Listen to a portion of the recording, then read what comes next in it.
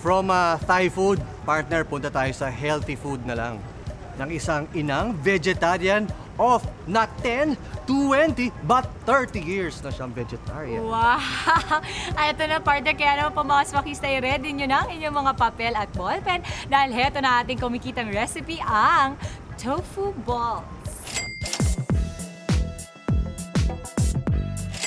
Good morning, mga televiewers ng Swak na Swak, mga swakista. Ako po si Isabel Co, may-ari ng Agiko Vegetarian Cafe. Kumikitang recipe natin today ay yummy tofu balls.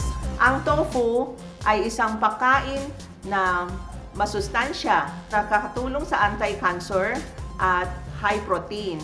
Ang katumbas na isang piraso ng tofu ay 1/4 kilo na ng karne. Ang share ko sa inyo today, itong mga isang cup na gagawin natin para sa yummy tofu balls. Tofu, asin, asukal, paminta, all-purpose flour, harina. Dahil may tatlong variety na gagawin natin today, kaya nandito meron tayong cheese flavor, cheese, dito may peanut, mani, at dito may vegetable for the cabbage, repolyo, at saka carrot.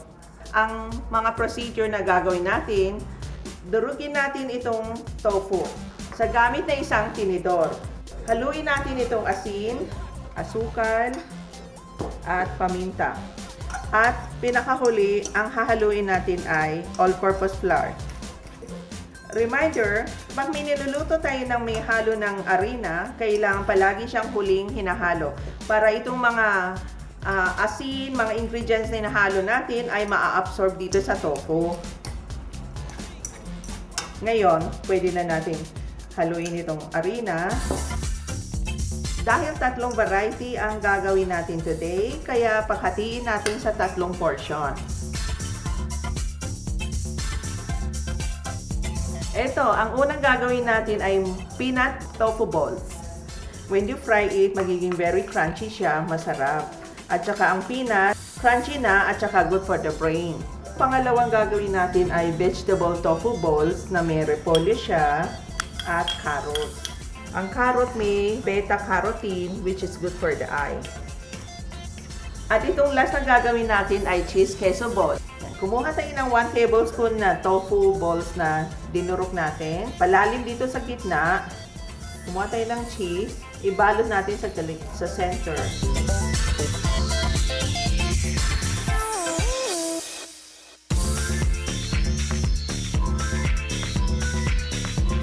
Ang puhunan natin dito sa tofu balls ay nasa 100 pesos. Kung nakagawa tayo ng 5 piraso bawat isang serving, we can sell it at 39 pesos per serving. So, lalabas siya sa 234 lahat nito. So, ang kikitahin nyo ay 134 pesos minus 100. Sana nakatulong ako sa inyo at gawin ninyo siya nito.